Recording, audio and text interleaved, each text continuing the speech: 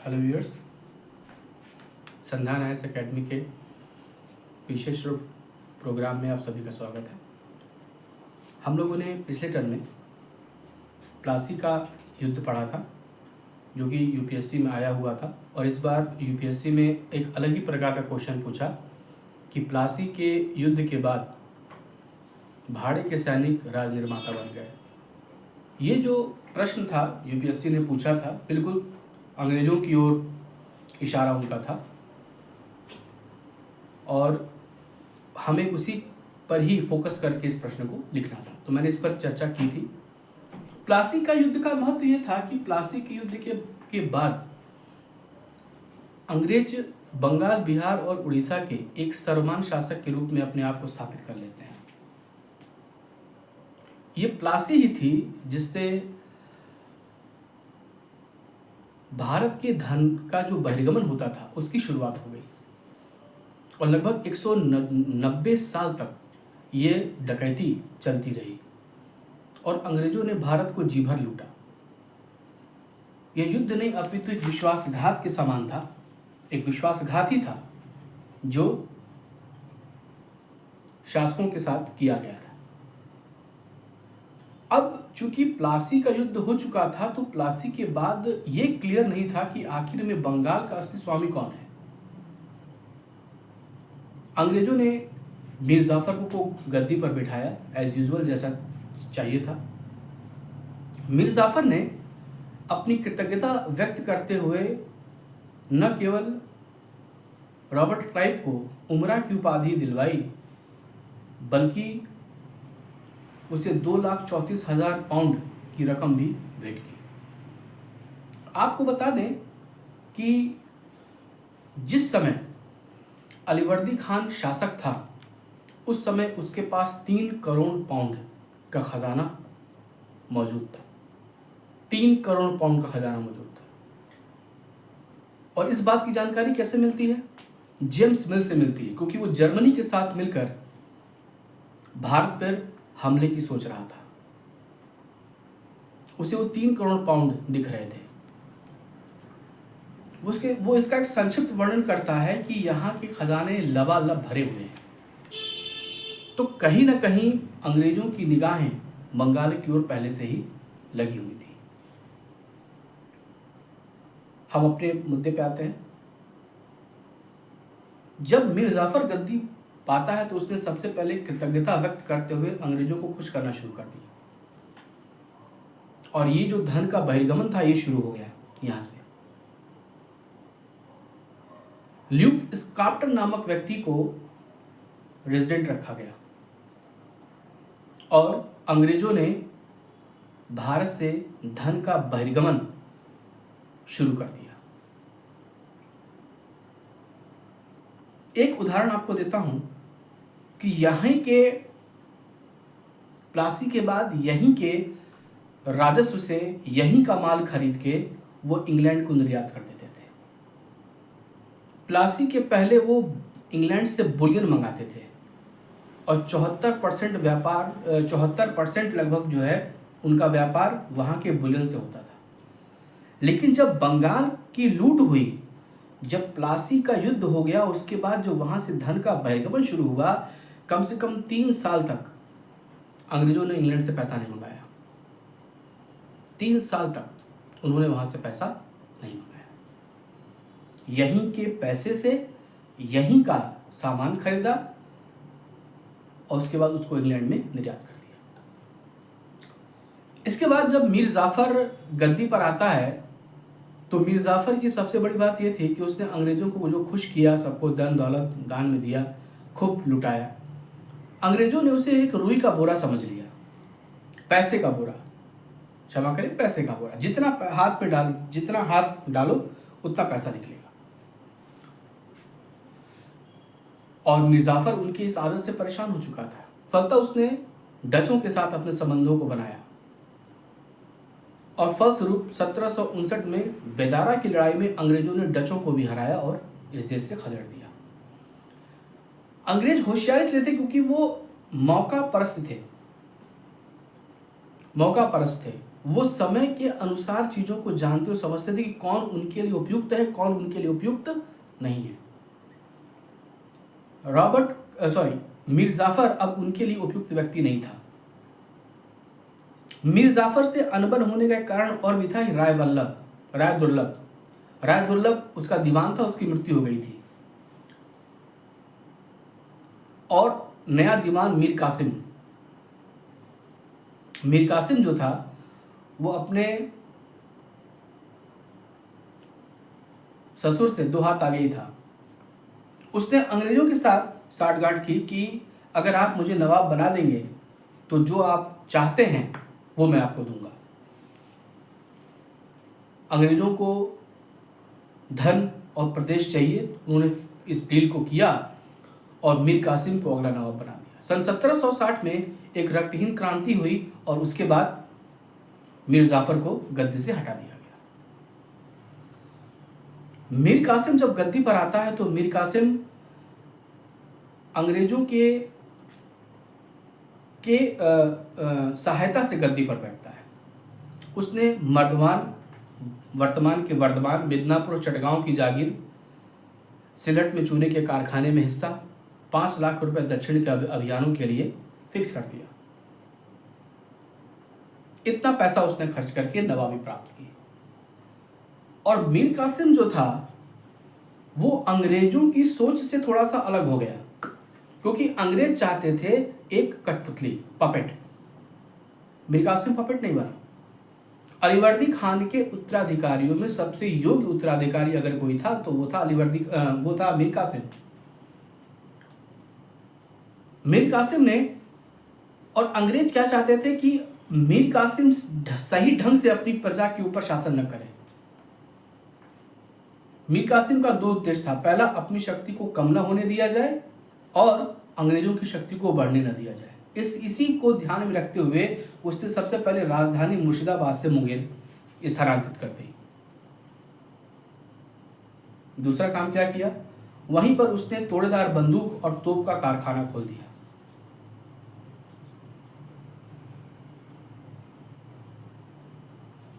एक आर्मेनियन गुरगिन खान से अपनी सेना का प्रशिक्षण उसने करवाया और अपने आप को खुद एक मजबूती प्रदान करना शुरू कर दिया। अंग्रेज अब सशंकित हो गए थे मीर कासिम से। उनको लगा कि ये जो हम चाह रहे हैं ये काम नहीं करेगा। तो और तभी इनको मौका मिला आंतरिक करों को हटाने को लेकर। जो व्यक्तिगत व्यापार होता था कर्मचारी ईस्ट इंडिया कंपनी के, वह कंपनी का काम तो करते थे, साथ साथ उस आंतरिक व्यापार में जो चुंगी की व्यवस्था होती थी, क्योंकि उनके पास था तो फ्री में बिना चुंगी के व्यापार करते थे और भारतीय व्यापारियों से पैसा लेकर, घूस लेकर उनके भी सामान को चुंगी मुक्त कर देते थे। पेड़ के नीचे न्यायालय लगाते थे और मनमाना फैसला देते थे। अकंठ लूट और भ्रष्टाचार, इससे बंगाल सरकार को, बंगाल के नवाब को अपार धन की हानि हो रही थी। कई बार उल्हना देने के बाद भी अंग्रेज सरकार ने उसे अनसुना कर दिया और अंत में क्या हुआ, मीर कासिम ने सारे के सारे आंतरिक करों को हटाकर भारतीय व्यापारी और अंग्रेजों को एक साथ कर दिया, एक धरातल पर लाकर खड़ा कर दिया। मीर कासिम का ये कदम अंग्रेजों को नागवार गुजरा। मीर कासिम का ये कदम अंग्रेजों को नागवार गुजरा। वो तो कुछ और सोच रहे थे और अंत में एलिस ने पटना पर आक्रमण कर दिया। उसी जज्बात में आकर मीर कासिम और कंपनी में ठन गई और अंत में कारवा, गिरिया और उदयनौला, इन 3 लड़ाइयों में मीर कासिम अंग्रेजों से हार गया। आपको बता दें ये एक तथ्य और कि अबायना हत्याकांड का संबंध भी मीर कासिम के साथ है और इसको करवाने वाला व्यक्ति या खुद उसको अंजाम देने वाला व्यक्ति जर्मन अधिकारी सुमरो था। इस अबायना हत्याकांड में बहुत ही नामी ग्रामी लोगों की हत्या मीर कासिम ने कराई थी। तो ये प्रश्न हो सकता है आपसे पूछ दे कि अबायना हत्याकांड का संबंध किस नवाब से है, तो वो है मीर कासिम। मीर कासिम ने जब ये युद्ध हार गया तो अब उसने सहायता की खोज की और सहायता के लिए वो अवध गया। अवध का नवाब शुजाउद्दौला ये वही व्यक्ति था जो अहमद शाह अब्दाली के साथ मिलकर मराठों के विरुद्ध युद्ध करता है। शाह आलम द्वितीय को संरक्षण प्रदान करने वाला यही शासक था, यही नवाब था। और आखिर प्रश्न है कि ये मीर कासिम की मदद करने को तैयार क्यों हो गया? तो आपको बता दें कि मीर कासिम अपने साथ खजाना लेकर गया था, ऐसे मोहर नहीं किया, खजाना लेकर गया था। और उस खजाने को देखकर नवाब शुजाउद्दौला खुश हो गया। उसने कहा कि मैं तुम्हारी मदद करूंगा। और अंत में भारत का भाग्य शाह आलम द्वितीय, नवाब शुजाउद्दौला और मीर कासिम, अंधा, बहरा और लंगड़ा, इन तीनों के ऊपर डिपेंड हो गया। भारत के भविष्य का फैसला इस बक्सर के युद्ध से होना था, जहां एक ओर ये तिकड़ी थी और दूसरी ओर विश्व की सबसे प्रगतिशील शक्ति थी, जिसने एक साथ दो काम किया। एक तो औद्योगिक क्रांति की और दूसरा विश्व व्यापार शुरू किया, जिसने अपने अस्तित्व को बचाने के लिए सब कुछ दांव पे लगा दिया। लेकिन दूसरी ओर ये भारतीय शक्तियां इस युद्ध की स्थिति को समझी नहीं पाई, इसके महत्व को समझी नहीं पाई। और अंत में हेक्टर मुनरो ने भारतीय सेना को बुरी तरीके से पराजित किया। शाह आलम के पास तो सेना थी नहीं, और अंत में भारत की दास्ता को फिक्स कर दिया। यानी 190 साल की जो गुलामी हम लोग झेले वो फिक्स हो गई इसी युद्ध के बाद से। इसलिए मैंने एक क्वेश्चन आपको पहले लिख के दिखाया कि बक्सर के युद्ध ने भारत के भविष्य को निश्चित कर दिया। बक्सर के इसी युद्ध ने भारत की पराजय को, भारत के भविष्य को निश्चित कर दिया। इस युद्ध का परिणाम क्या हुआ, छोटे में संक्षिप्त में आपको बताएंगे। पहला परिणाम यह हुआ कि बंगाल का स्वामी कौन, इसका निर्णय प्लासी के युद्ध से नहीं हुआ था। प्लासी के युद्ध से इस बात का निर्णय नहीं हो पाया कि बंगाल का स्वामी कौन है, लेकिन बक्सर ने कर दिया। बक्सर ने बता दिया कि बंगाल के स्वामी अंग्रेज हैं। दूसरा, प्लासी तो एक कहा जाता है कि प्लासी में खाली गोलों की वर्षा थी, लेकिन बक्सर के युद्ध में वास्तविकता, प्रशिक्षण और वास्तविकता में सही मायने में युद्ध लड़ा गया था, जिसने अंग्रेजों की प्रशिक्षण शक्ति और यूरोपीय सैन्य क्षमता को प्रदर्शित किया। तीसरा, इस युद्ध के बाद होने वाली जो इलाहाबाद की संधि थी सन 1765 में, वो अंग्रेजों के लिए पारस का पत्थर साबित हुई। पारस का पत्थर आप समझते होंगे, लोहे को छुएगा तो सोना हो जाएगा। वही कंडीशन हुआ कि 1765 में जो इलाहाबाद की संधि हुई वो अंग्रेजों के लिए पारस का पत्थर साबित हुई। और उस संधि से हिंदुस्तान के बादशाह को अंग्रेजों ने अपनी जेब में रख लिया। जब चाहा जहां जिधर चाहा घुमाया। दूसरा, इसी बक्सर के युद्ध के बाद से जो अब तक अंग्रेज धन का बहिर्गमन कर रहे थे उसको कोई वैधानिकता नहीं प्राप्त थी, बक्सर के बाद उनको वैधानिकता प्राप्त हो जाती है और धन का जो बहिर्गमन है वो और तीव्र गति से होना शुरू हो जाता है। इलाहाबाद की संधि के तहत उनको दीवानी मिल जाती है, जिसके फलस्वरूप भारत से धन का बहिर्गमन तेज हो जाता है। तो इस प्रकार भारत में भारत की गुलामी की एक लंबी कहानी शुरू होती है।